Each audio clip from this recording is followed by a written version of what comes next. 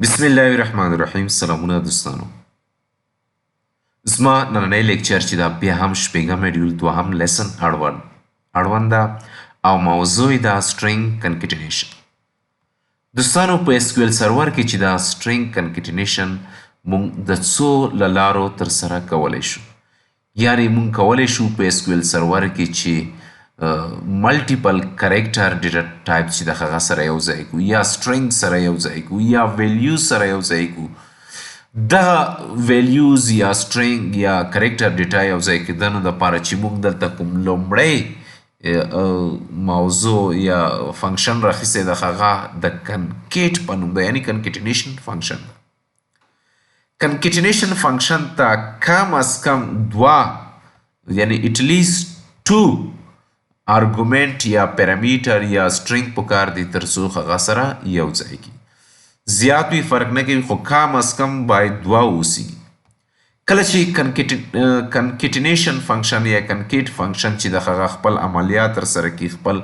ډیټا چې دا یعنی په خپل پروسس کی او نتیجه کې مونږ ته بیا سټرینګ ویلیو راکوي او هغه پیرامیټر چې مونږ ورته د ارګومنټ په شکل کې پاس کړی دي، یعنی هغه سټرینګونه چې ارګومنټ په شکل کې مونږ ورته پاس کړی دي، هغوی څخه یو یې کریکټر ډیټا ټایپ ونه لري، یعنی کریکټر ډیټا ټایپ ونه اوسیږي. بیا دغه فنکشن چې دا اتوماتیک ډول هغه ویلیو چې دا کنورټ کوي، یعنی امپلیسټ کنورټ چې دا هغه کنورژن چې دا دلته ترسره کیږي او هغه کریکټر ډیټا ټایپ ته اړوي، یعنی هغه ویلیو چې کریکټر ډیټا ټایپ یې نه وي دا کنکیټ فنکشن چې دا هغه په امپلیسټ په شکل کې کنورټ کوي، تبدیلوي کریکټر ډیټا ټایپ ته. که چیرته هغه سټرینګز چې موږ ورته پاس کوو ارګومنټ په شکل کې د فنکشن ته، هغوی څخه یو یې نل اوسیږي، بیا دغه نل ویلیو چې دا دغه بیا امټي سټرینګ ته یعنی خالي سټرینګ ته یې شي کوي کنورټ کوي. یعنی دلته دوه ډوله کنورژن چې دا امپلیسټلی ترسره کیږي. لومړی دغه چې که چیرته په کوم کالم کې یا کوم سټرینګ ویلیو نل اوسیږي هغه امټي سټرینګ ته اړوي، او دوهم دغه که چیرته کوم سټرینګ چې دا هغه ډیټا ټایپ چې دا کریکټر ډیټا ټایپ ونه اوسیږي هغه هم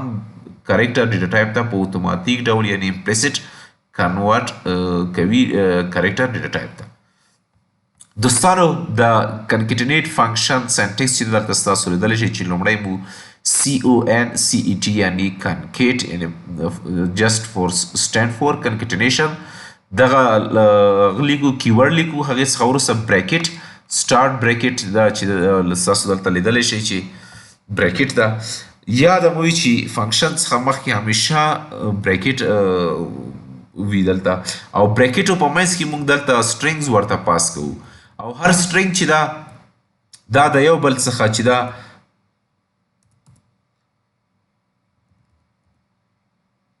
هر سټرینګ چې دا دلته چې د یو بل څخه د کاما په مرسته جلا وي. دلته ستاسو کتلی شئ دوستانو چې دا سټرینګ انډرسکور ویلیو ون نه وروسته چې دا کاما ده، دغه کاما چې دغه د دوهم سټرینګ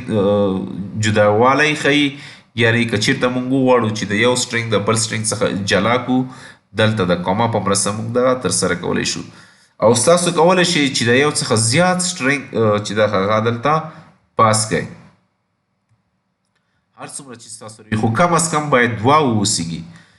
ډیمو دپاره موږ ځو SQL سرور ته. دوستانو دلته ستاسو لیدلی شئ چې د کنکیټ فنکشن په مرسته موږ درې سټرینګه سره یو ځای کوو، یعنی اریوبال سره زه ټیک سټرینګ چې دا یو ځای کوم، هغې سره زه بیا وروسته افغانستان سټرینګ چې دا یو ځای کوم او بیا یې سلیکټ کوم. که چیرته زه دغه کویري زه سلیکټ کم او بیا یې ایګزیکیوټ کم، نتیجه کې به ستاسو وګورئ چې زما سره دغه سټرینګ لاسته راځي چې اریوبال ټیک افغانستان ده، یعنی دغه درې واړه سټرینګ چې جلا جلا دي د یې سره یو ځای کړي دي. دوستانو د کنکیټ فنکشن په مرسته موږ کولی شو چې دو ویریبلو کې چې کوم سټرینګز پراته دي هغه هم سره یو ځای کړو. دلته ګورئ دوستانو چې زما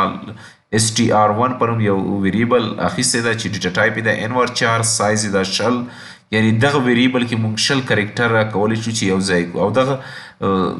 ویریبل ته زه اریوبال پر روم چې دا سټرینګ ورته پاس کوم دا ان دا ځکه چې ډیټا ټایپ یې ان ور 4 ده دا زما سره دویم سټرینګ ده او دلته هم زه ټیک سټرینګ چې دا پاس کوم او دلته زه چې دا دوستانو بیا د کنکیټ فنکشن په مرسته زه غواړم چې سره یې یو ځای کوم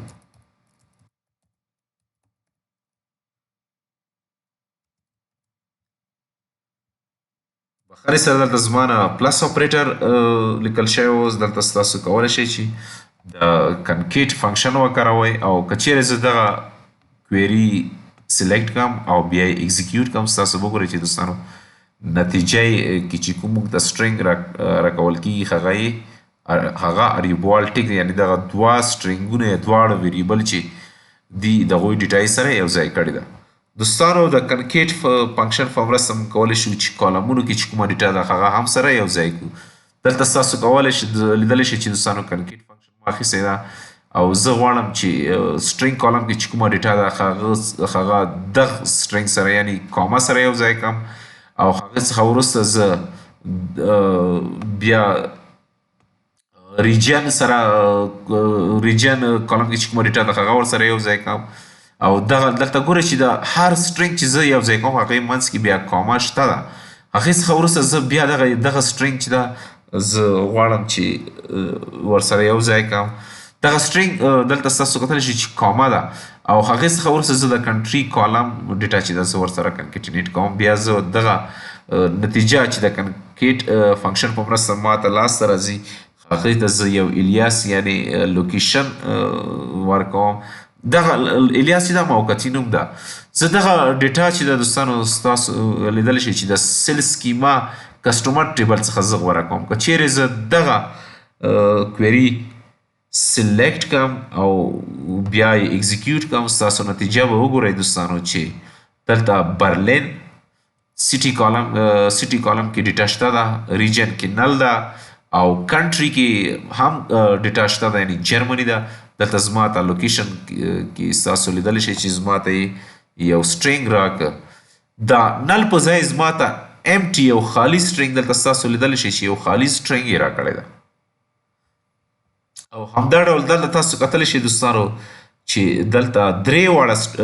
کالمونو کې چې دا ډیټا موجوده ده او موږ ته یې پوره سټرینګ راکړی ده او هغو ځایونو کې چې کوم کالمونو کې چې ډیټا نل ده هغه په ځای موږ ته امټي سټرینګ دلته ستاسو کتلی شئ چې لندن ده بیا کاما ده هغې څخه وروسته بیا یو خالي ځای ده او بیا کاما ده بیا یو کې یعنې دلته د نل په ځای زموږ ته امټي سټرینګ راکړی دوستانو دغه زموږ د نن ورځې لیکچر موضوع تر بل لیکچر پورې مو په لوی چیښتن سپارم الله مو مل شه